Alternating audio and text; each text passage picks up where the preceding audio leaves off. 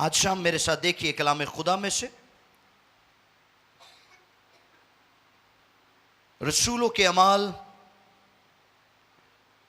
उसका 9वां बाब है और उसकी 32वीं आयत मुकद्दसा से लेकर 35वीं आयत मुकद्दसा तक हम कलाम खुदा में से पढ़ेंगे, सुनेंगे, समझेंगे और सीखेंगे। The book of acts chapter 9 versus 32 to 35। फिर सुनिए, अमाल की किताब उसका 9वां बाब है और उसकी 32वीं आयत से लेकर 35वीं आयत मुकद्दसा तक हम खुदा के कलाम में से सीखेंगे। जी कलाम मुकद्दस में यूं रकम है, सुनिए, कलाम खुदा में यूं लिखा है, और ऐसा हुआ कि पतरस हर जगह फिरता हुआ उन मुकद्दसों के पास भी पहुंचा जो लुदा में रहते थे। वहां इन्यास एक मफलूज को पाया जो 8 बरस से चारपाई पर पड़ा था। पतरस ने उससे कहा, ए अनियास, यीशु मसीह तुझे शिफा देता है। उठ, अपना बिस्तर बिछा। वो फौरन उठ खड़ा हुआ। तब लुदा और शारून के सब रहने वाले उसे देखकर खुदावंत की तरफ रजू लाए। कलाम खुदा के पढ़े और सुने जाने पर खुदा की बरकत हो। एक आवाज में कहेंगे आमीन, हालेलुया। लिखा है, और ऐसा हुआ कि पतरस हर जगह फिरता हुआ उन मुकद्दसों के पास पहुंचा जो लुदा में रहते थे। पतरस हर जगह फिरता हुआ से क्या मुराद है? यहां फिरता हुआ से हरगिज ये मुराद नहीं कि वो बेमकसद फिर रहा था, वो अपनी मनमर्जी से फिर रहा था, उसे कोई काम नहीं था और वो यहां वहां भटक रहा था। हरगिज ऐसा नहीं है, बल्कि वो बामकसद फिर रहा था। कई एवं वागों नहीं टुरे फिरते होंगे ने, हाँ जी, उन्होंने कोई काम नहीं होंदा ते कई बगैर इन्फॉर्म किते अगले दे घर जा टपकते हैं। वो अगले का प्रोग्राम कुछ होर हुंदा है, वो दिल करे वो इबादत लई तैयारी करन दे ने, वो जाके अपना प्रोग्राम उन्होंने दस देने ते कहेंगे सरप्राइज। हाँ जी, अच्छा, ये तो मतलब आम लोगों की बात है। ते कई ईमानदार भी इहो जे काम करते हैं, खिदमत गुजार भी ऐसे काम करते हैं। तो हमें कभी भी कोई भी काम बेमकसद नहीं करना, बल्कि हर काम हमारा बामकसद होना चाहिए। आमीन, खुदा की मर्जी के मुताबिक होना चाहिए। अब पतरस का यहां पर फिरना ये वंडरिंग या वैगाबॉन्डिंग नहीं है, बल्कि यहां जो अंग्रेजी का लफ्ज इस्तेमाल हुआ है पतरस के फिरने के ताल्लुक से, वो है पास थ्रू। और इसको हम सीखेंगे अभी कि पतरस क्यों हर जगह फिरता हुआ वहां मुकद्दसों के पास पहुंचा। और बाय द वे, ये फिरने का लफ्ज यीशु की खिदमत में भी इस्तेमाल हुआ है। और अगर हम अमाल 10:38 में भी लिखा है कि खुदा ने यीशु नासरी को रूहुल कुद्स और कुदरत से इस तरह मसा किया कि वो भलाई करता और उन सब को जो इब्लीस के हाथ से जुल्म उठाते थे शिफा देता फिरा, क्योंकि खुदा उसके साथ था। फिरा। अच्छा, अभी और भी कुछ रेफरेंसेस हैं, देखते हैं। मत्ती की इंजील उसका 4वां बाब और उसकी 23वीं आयत, यहां पर भी यीशु की खिदमत के ताल्लुक से आपको यह लफ्ज मिलेगा। मत्ती 4वां बाब और उसकी 23वीं आयत सुनिए। और यीशु तमाम गलील में फिरता रहा। और यीशु तमाम गलील में फिरता फिरता रहा और उनके इबादत खानों में और उनके इबादत खानों में तालीम देता रहा, तालीम देता रहा, बादशाही की खुशखबरी की मुनादी करता बादशाही की खुशखबरी की मुनादी करता और लोगों की हर तरह की बीमारी और हर तरह की कमजोरी को लोगों की हर तरह की बीमारी और हर तरह की कमजोरी को दूर करता रहा। दूर करता रहा। एक और हवाला पढ़िए, मत्ती 9वां बाब है और उसकी 35वीं आयत। और यीशु सब शहरों सुने, और यीशु सब शहरों और गांवों में फिरता रहा और उनके इबादत खानों में तालीम देता और बादशाही की खुशखबरी की मुनादी करता और हर तरह की बीमारी और हर तरह की बीमारी और हर तरह की कमजोरी दूर करता रहा। आमीन। अब मत्ती की इन दो हवालों को चौथे बाब की 23वीं आयत और 9वें बाब की 35वीं आयत में यीशु के फिरने के मुतालिक जो अंग्रेजी का लफ्ज इस्तेमाल हुआ है वो है वेंट अबाउट। और ये दोनों लफ्ज pass through and went about, ये दो मुख्तलिफ अल्फाज हैं और इन दोनों मुख्तलिफ अल्फाज के लिए यूनानी के भी दो मुख्तलिफ अल्फाज इस्तेमाल हुए हैं। अब जो यीशु के फिरने के ताल्लुक से, यीशु की ट्रैवलिंग के ताल्लुक से जो लफ्ज इस्तेमाल हुआ है वेंट अबाउट, जिसका मतलब है दायरे में घूमना या बाकायदगी से चक्कर लगाना। वेंट अबाउट का मतलब क्या है? दायरे में घूमना या बाकायदगी से चक्कर लगाना। इसके लिए जो यूनानी लफ्ज इस्तेमाल हुआ है वो है पेरियागो।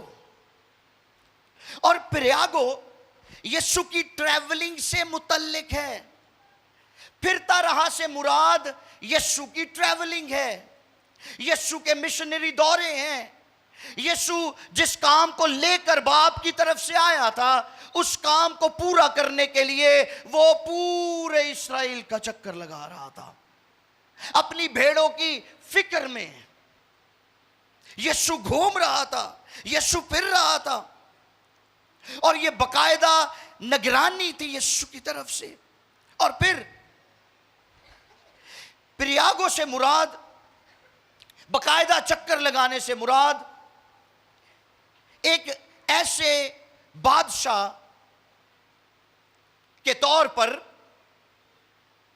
जो अपनी राया का खुद ख्याल रखने के लिए या उनकी खुद फिक्र करने के लिए बाहर निकलता है और उनको ऑब्जर्व करता है, उनको चेक करता है और उनको तालीम देता है और उनको शिफा देता है और देखता है कि कहां कौन मुसीबत में पड़ा हुआ है ताकि उसके उस अनरेस्ट में उसको रेस्ट दे। यह था यीशु का फिरने का मकसद। अब जो पतरस के फिरने से मुतल्लिक है लफ्ज वो मैंने आपको बताया है पैस थ्रू। और पैस थ्रू के लिए जो ग्रीक वर्ड इस्तेमाल हुआ है, यूनानी लफ्ज, वो है दिआरखोमाए। और दिआरखोमाए का मतलब भी सुन लें, ये दो लफ्जों से माखूज है, दो लफ्जों का मजमुआ है। पहला लफ्ज दिया जिसका मतलब है दरमियान से या आर पार, और आरखुमाई से मुराद है जाना, यानी आर पार हो जाना या बीच में से गुजर जाना। और पतरस के बारे में क्या लिखा है? हमने पढ़ा है इस बात को। शमौन, पतरस, और ऐसा हुआ कि पतरस हर जगह फिरता हुआ, हर जगह फिरता हुआ, मुख्तलिफ इलाकों में से गुजरता हुआ मुकद्दसों तक पहुंचा है। और यह लफ्ज दियारखुमाए, यह लफ्ज नई जगहों तक पहुंचने और मिशनरी सफर पर जोर देता है। अमाल की किताब में ये लफ्ज अक्सर नए इलाकों की दरियाफ्त और उन तक खुशखबरी पहुंचाने के ज़ुमरे में इस्तेमाल किया गया है। अब यीशु जो मकसद बाप की तरफ से लेकर आए थे,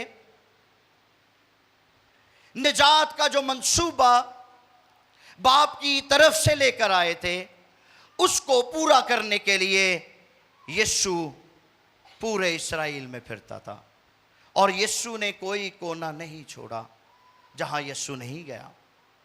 अब उस तमाम लैंड को, उस सारी सरजमीन को मार्क करने के बाद यीशु ने अपने शागिर्दों को हुक्म दिया कि सारी खलक में इंजील की मुनादी करो और उनको बाप और बेटे और रूल कुछ के नाम से, और उनको ये तालीम दो। ऐसे ही है, इसको हम बोलते हैं इरशाद आज़म, यीशु मसीह का इरशाद, अजीम इरशाद, ग्रेट कमीशन। अब रसूलों ने दियार खुमाए के मुताबिक उस इरशाद आज़म की तकमील की है और उस इरशाद को पूरा करने के लिए इन्होंने उस सारी लैंड जिसको यीशु ने मार्क किया था, उसके हर कोने तक ये पहुंच रहे थे खुशखबरी लेकर। आमीन, ताकि इरशाद आज़म पूरा हो सके। सो पतरस के अंदर और बाकी रसूलों के अंदर ये जोश, ये वलवला मौजूद था कि वो मसीह के हुक्म आज़म के मुताबिक मुल्क के कोने कोने तक पहुंचे, और यही नहीं बल्कि वो सरहदों को पार करके दूसरी कौमों तक भी जाएं।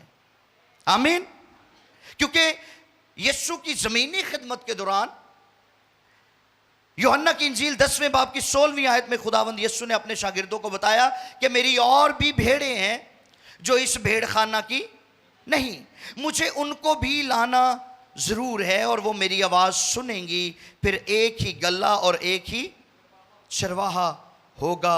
सो ये मकसद था रसूलों के फिरने का। कोई ये मत समझे कि वो बिला वजह बेमकसद फिरते रहते थे। उनके पास एक बहुत बड़ा मकसद था जिसको लेकर वो फिरते थे, दौरे करते थे, जाते थे।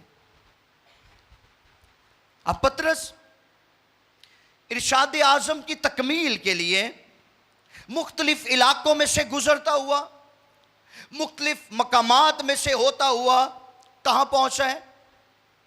लुदा में। कहां पर? लुदा में। किन के पास? मुकद्दसों के पास। कलाम सुन रहे हैं आप? किन के पास पहुंचा? मुकद्दसों के पास। अब इससे पहले कि हम आगे बढ़े, थोड़ा सा मुकद्दसों के बारे में भी सीख लें। इंग्लिश में लिखा है सेंट्स। किन के पास पहुंचे? मुकद्दसों के पास, सेंट्स के पास।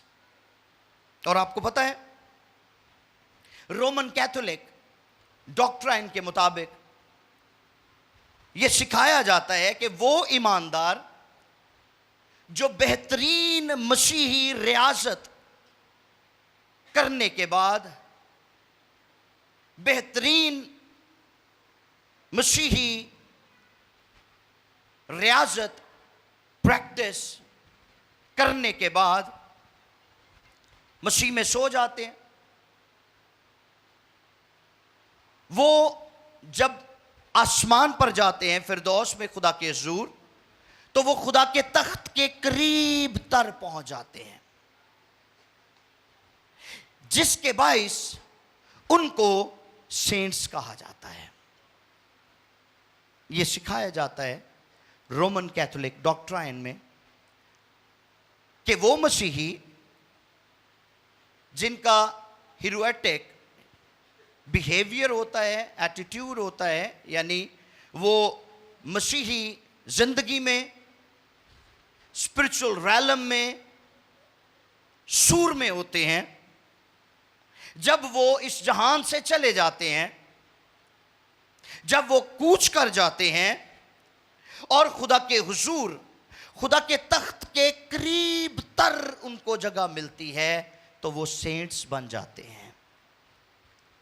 और उनके मुताबिक फिर उन सेंट्स से शफात करना बहुत ज़रूरी है कि वो सेंट्स जो ज़मीन पर ईमानदार हैं उनके लिए खुदा के हुजूर शफात करें। अब मैं आपका कॉन्सेप्ट ठीक करवाना चाहता हूं खुदा के कलाम के मुताबिक।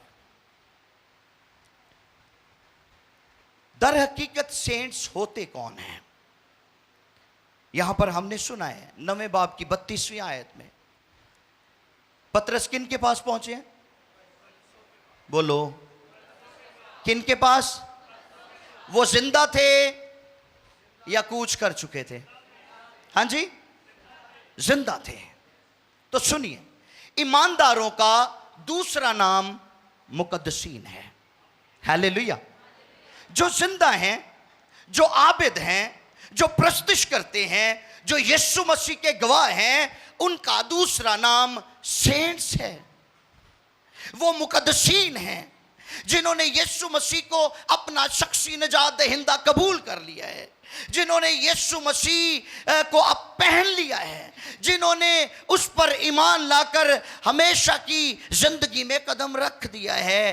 दे are called saints. Okay? And if you are not saint, you are ant. है ना? दो ही गल्ला ने, या ईमानदार थे या गैर ईमानदार। जैसे पास्टर खालिद साहब भी कहते हैं कि या शादीशुदा या गैर शादीशुदा, विचकार कोई गल नहीं है। तो इसी तरह या ईमानदार या गैर ईमानदार, दरमियान च कोई कहानी नहीं है। तो अगर हमने यीशु को पहन लिया है तो फिर हम मुकद्दसीन हैं। हमने बहुत सारे लोगों को यह कहते सुना है कि खुदावंद खुदा तू मुझ गुनहगार पर रहम कर। ये उस वक्त तक कहने की ज़रूरत है जब तक हमने यीशु को अपना शख्सी निजात दहिंदा कबूल नहीं किया। लेकिन जब हम उसकी रास्तबाजी में शरीक हो जाते हैं, जब हम यीशु मसीह के वसीला से रास्तबाज ठहरते हैं, तो फिर हमें ये कहने की ज़रूरत नहीं कि मुझ गुनहगार पर रहम कर। फिर हमें ये कहने की ज़रूरत है कि तेरा शुक्र हो कि तूने मुझे यीशु के वसीला से रास्तबाज ठहराया है। अब मैं ईमानदार हूँ, अब मैं सेंट हूँ, अब मैं मुकद्दस हूँ। हालेलुया। सो पतरस कहाँ पर पहुँचे हैं? मुकद्दसीन के पास। और अमाल के इस 9वें बाब की 32 और 41 इन दो आयात में पहली दफा ईमानदारों के दूसरे नाम का जिक्र किया गया है, या ईमानदारों को एक दूसरे नाम के साथ पुकारा गया है कि वो मुकद्दसीन हैं। हालेलुया। तुसी सारे मुकद्दसीन हो। हालेलुया। इसलिए शुक्रगुजारी किया करें आप। और आगे जाके इवन पौलुस ने अपने खतूत में ईमानदारों को मुकद्दसीन कहकर मुखातिब किया है। अब लुदा के मुकद्दसीन की तरफ आते हैं कि लुदा के ईमानदारों को खास तौर पर क्यों मुकद्दसीन कहा गया। इसके पीछे भी एक स्टोरी है। लुदा, सुनिए, ये याफा से तकरीबन 9 मील जनूब मशरिक में वाक़ है और ये साहिल समुंदर से यरूशलेम जाने वाले रास्ते पर एक अहम मकाम रहा है। ये शहर आज भी इस्राइल में मौजूद है और इसका जो कदीम इब्रानी नाम है वो लोद है, और आज भी ये अपने उस कदीम नाम लोद से ही पुकारा जाता है, और ये इब्रानी नाम है और इसका यूनानी नाम लुदा है। क्लियर? पहला तवारीख 8वें बाब की 12वीं आयत के मुताबिक इस शहर लुदा को बिन्यामीन के कबीले से ताल्लुक रखने वाले एक शख्स अल्फाल के बेटे ने तामीर किया था इस शहर को। और इस शहर के मुतालिक एक खास बात जो मैं बताना चाहता हूं, क्यों पतरस की ये ड्यूटी लगाई गई, क्यों रूहुल कुद्स पतरस को बाकी शहरों में से गुजार कर, बाकी इलाकों में से गुजार कर, बाकी मकामात में से गुजार कर लुदा में लेकर आया? क्योंकि लुदा का मतलब है झगड़ा, इख्तलाफ, तनाजा। इंग्लिश में कहेंगे स्ट्राइफ, कंटेंशन, अनरेस्ट, ट्रेवेल। और यहां तक कि लुदा का एक और मतलब है, और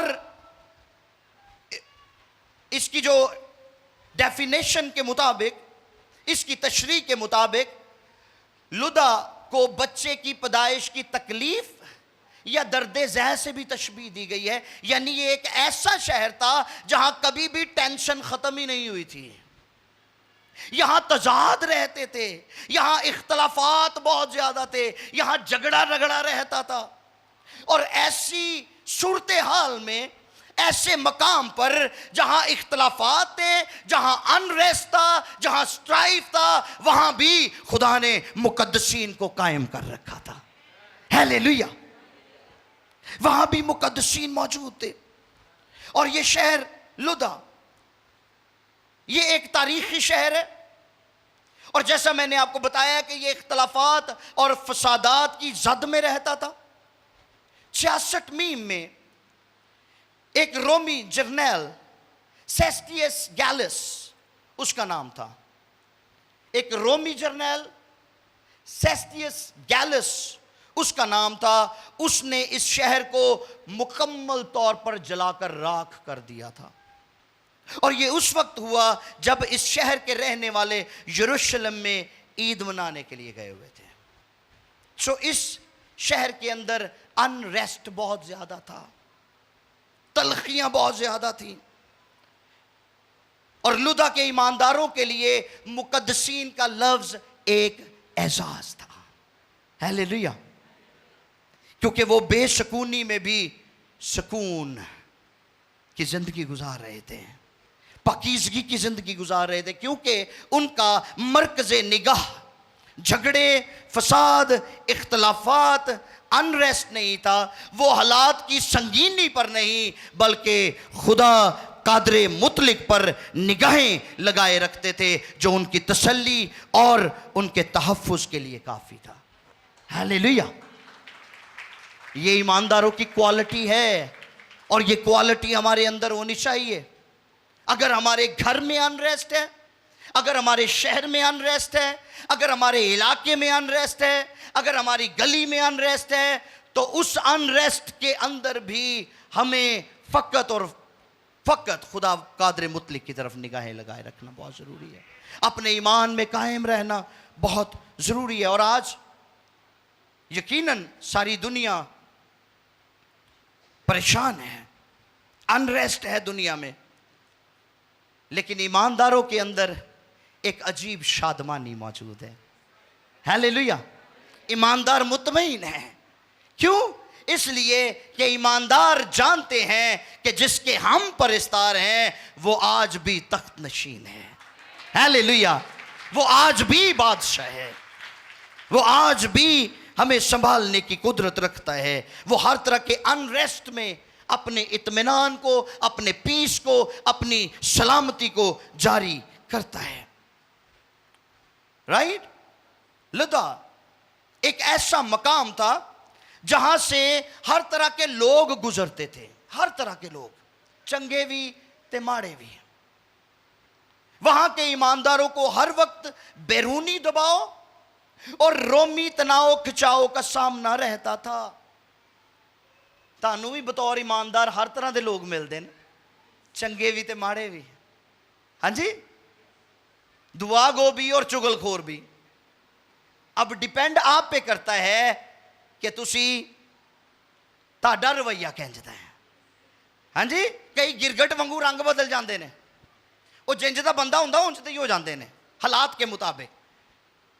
जे किते को गाला कड्ढन वाला है तो उहदे नाल रल जाणगे, कोई अच्छियां गल्लां कलाम दियां गल्लां करन वाला ते उहदे नाल भी रल जाणगे, कोई चुगलियां करन वाला ते उहदे नाल रल जाणगे।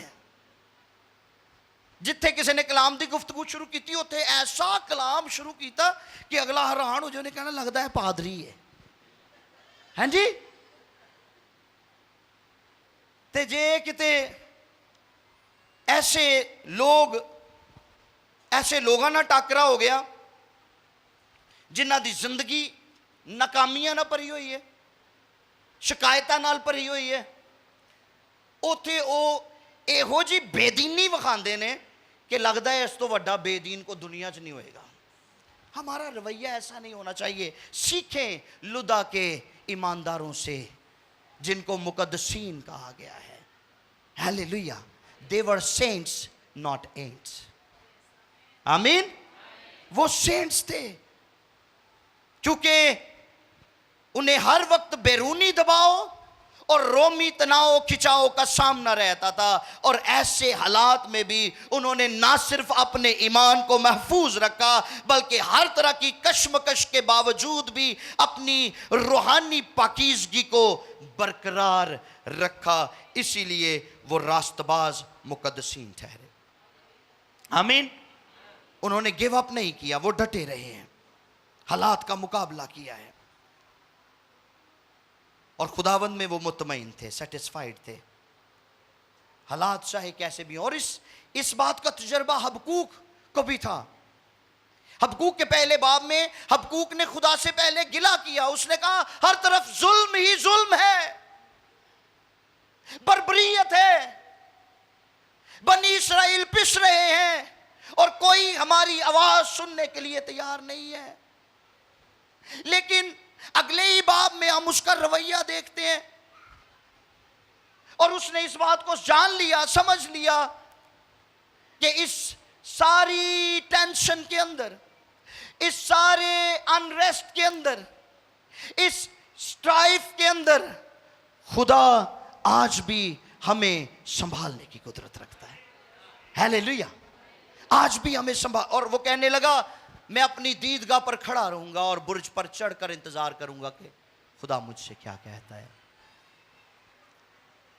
खुदा जानता था कि लुदा के ईमानदार मुश्किलात का सामना कर रहे हैं, इसलिए खुदा ने अपने खादिम को पतरस को भेजा अनरेस्ट में रेस्ट को लेकर। राइट, लुदा का मतलब क्या है? झगड़ा। क्या मतलब है? झगड़ा, कंटेंशन, अनरेस्ट। अब पतरस जब लुदा में आया है तो लुदा में कोई ऐसा था जिसको रेस्ट की जरूरत थी, जिसको रेस्क्यू की जरूरत थी, जिसको आराम की जरूरत थी, जिसको शिफा की जरूरत थी। एक ऐसा शख्स जो 8 साल से अपनी बीमारी के साथ लड़ रहा था लुदा के अंदर रहते हुए, क्योंकि लुदा का मतलब क्या है? झगड़ा। और वो अपनी बीमारी से झगड़ रहा था पिछले 8 सालों से। उसका नाम क्या था? अन्यास। 8 साल से लिखा है वो मफलूज था, 8 साल से। हो सकता है आप में से कोई ऐसा हो जो अपने अज़दवाज में स्ट्रगल कर रहा है। आप में कोई ऐसा हो जो अपने कारोबार में स्ट्रगल कर रहा है। आप में से कोई ऐसा हो जिसके बच्चे उसको टफ टाइम देते हैं, बॉस टफ टाइम देता है, गली मोहल्ले वाले टफ टाइम देते हैं, ससुराल की तरफ से टफ टाइम मिलता है। अनरेस्ट है आपकी जिंदगी के अंदर, आपकी जिंदगी शिकायतों से भरी हुई है। अगर 8 साल हो चुके हैं या 8 महीने हो चुके हैं या 8 हफ्ते हो चुके हैं या 8 घंटे हो चुके हैं, सुनिए, the word is for you. खुदा आपके इस अनरेस्ट में अपने रेस्ट को जारी करने को है। हालेलुया। अन्यास मफलूज था 8 साल से, और पता है इसके बारे में लिखा है वो चारपाई पर पड़ा हुआ था। और अगर आप इसकी इंग्लिश ट्रांसलेशन पढ़ते हैं तो वहां पर लिखा है he had been bedridden. और बेड रिडन से मुराद है मंजी नाल जुड़ गया सी। फालज जिस बंदे ਨੂੰ हो जाता है ना, उसकी खुराक कम हो जाती है। क्यों? क्योंकि वो चल फिर नहीं सकता, उसका एक हिस्सा डैमेज हो जाता है, एक तरफ से मफलूज हो जाता है और वो उठ नहीं सकता, वो बैठ नहीं सकता, वो चल नहीं सकता। इसलिए बेड पर पड़े पड़े वो सूखना शुरू हो जाता है, उसकी खुराक कम हो जाती है, उसके असाब काम करना छोड़ जाते हैं और वो गिव अप कर देता है। वो कहता है बस सुन खत्म हो जानी है कहानी। ये शख्स 8 साल से पड़ा हुआ था और जुड़ गया हुआ था बिस्तर के साथ। लेकिन जब पतरस वहां पर आया है और पतरस को एनियास के बारे में पता चला तो 34वीं आयत में लिखा है पतरस ने उससे कहा, ए एनियास। फिर पतरस ने उससे कहा, जी ए एनियास, एनियास, यीशु मसीह तुझे शिफा देता तुझे है, शिफा देता है, उठ आप अपना बिस्तर बिछा। ये बड़ी मजे की बात है। उसने कहा ए एनियास, यीशु मसीह तुझे शिफा देता है, उठ आप अपना बिस्तर बिछा। आप अपना बिस्तर बिछा। हालेलुया। और ये बड़ी जबरदस्त बात है, सुनिए। वो फौरन उठ खड़ा हुआ। Thank you so much. Yeshu Masih ने यूहन्ना की इंजील के 5वें बाब में एक 38 वर्ष के मफलूज को शिफा दी, जो बैत हस्ता के किनारे पड़ा हुआ था। 38 वर्ष से मफलूज था वो शख्स। और यीशु ने उससे कहा उठ अपना बिस्तर उठा। और यीशु ने उसको क्या कहा? बोलो क्या कहा? पतरस ने क्या कहा है? अपना बिस्तर। सीखना चाहते हैं इस भेद को? यीशु ने कहा तू अपना बिस्तर उठा, और ये पतरस उसको कह रहा है तू अपना बिस्तर। इदा मतलब ए नहीं पतरस उन्होंने ये कह दिया सी तू रही बिस्तर ते। कई दुआ कर देना खुदावंद इसकी बीमारी का बिस्तरा उलट दे और इसको तंदुरुस्ती का बिस्तरा अनायत कर। हैं जी, रवे बिस्तरे ते। यहां पतरस का मतलब ये हरगिज नहीं है कि तू अपना बिस्तर आप ही विचार रहे बिस्तर ते। नहीं, यीशु ने जब उस शख्स से कहा अपना बिस्तर उठा और चल फिर, he was at the public place.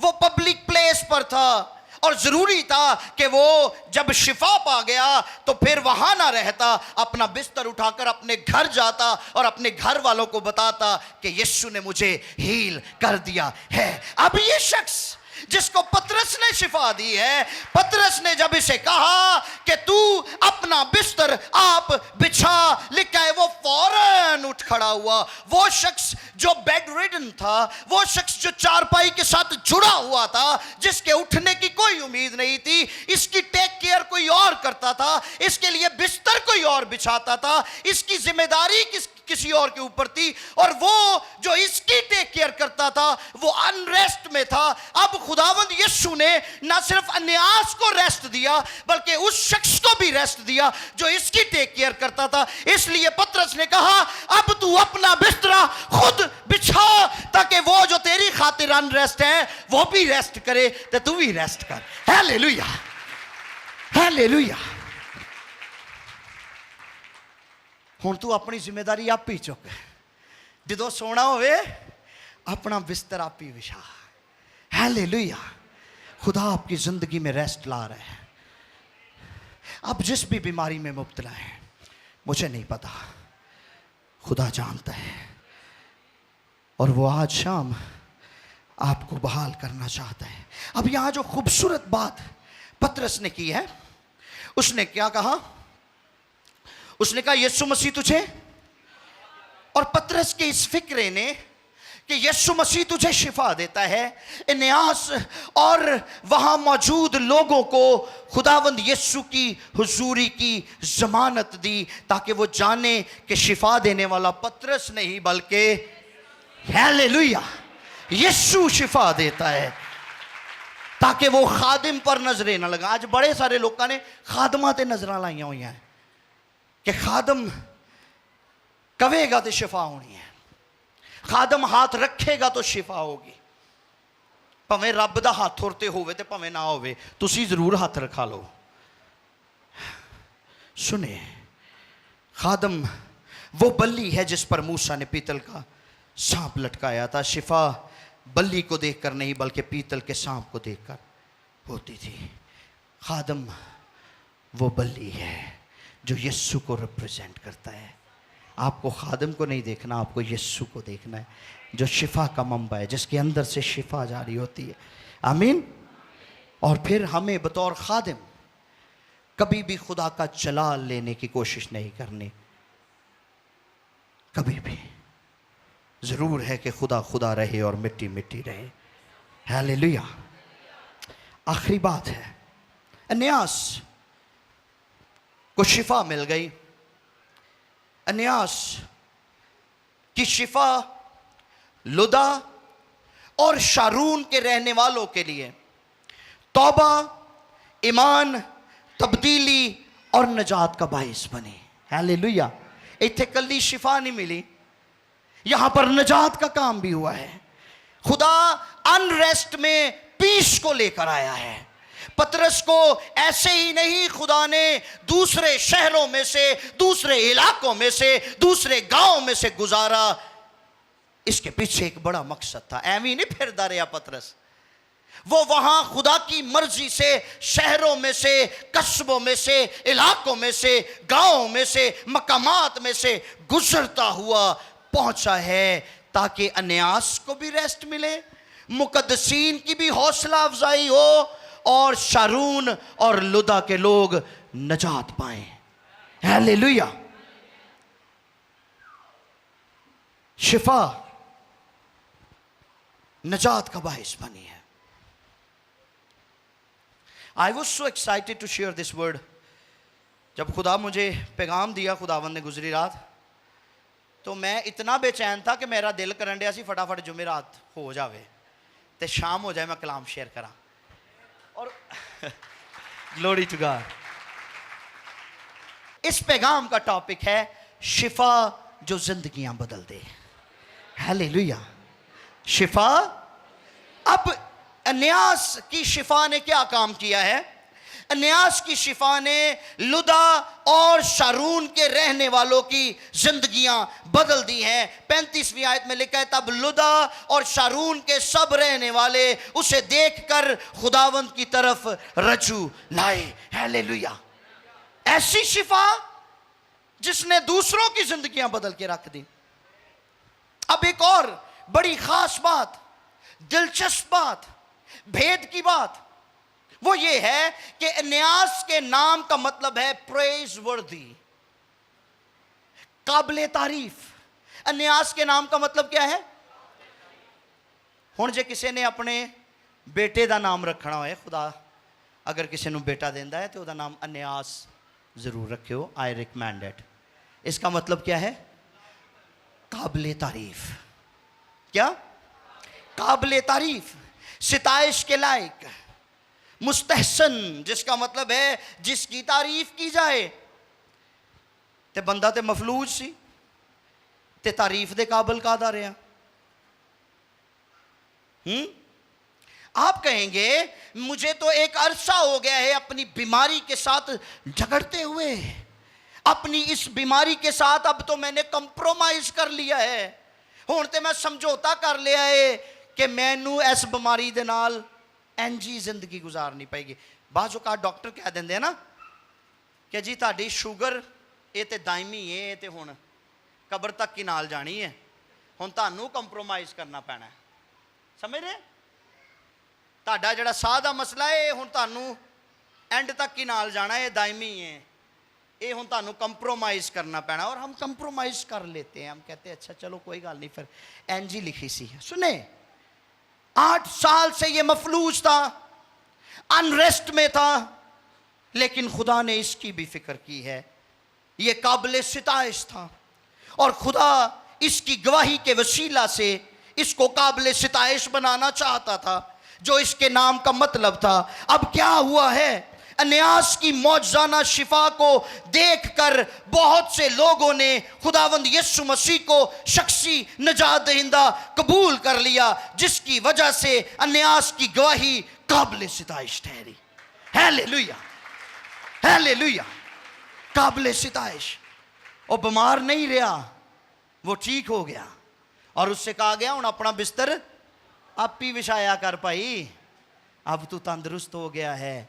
और ना सिर्फ तंदुरुस्ती आई है, ना सिर्फ शिफा आई है, बल्कि उसके वसीला से लुदा और शारून में नजात भी आई और लोगों ने यीशु को शख्सी निजात देंदा कबूल कर लिया और उसकी गवाही काबिल सिताइश ठहरी।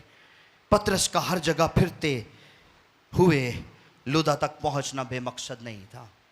अगर आप आज शाम यहाँ आ गए हैं तो ये बेमकसद नहीं है, खुदा आपको लेकर आया है ताकि आपकी ज़िंदगी में से अनरेस्ट को ख़त्म करे। वो लुदा के ईमानदारों, सूरमाओं, मुकद्दसीन की दाद रसी और हौसला अफजाई करने के लिए वहाँ पहुँचा। उसके वसीला से ना सिर्फ अन्यास ने शिफा पाई बल्कि वहाँ नजात का भी काम हुआ। हालेलुया। सो आइए हम लुदा के मुकद्दसीन की तरह अपने ईमान की प्रैक्टिस करें।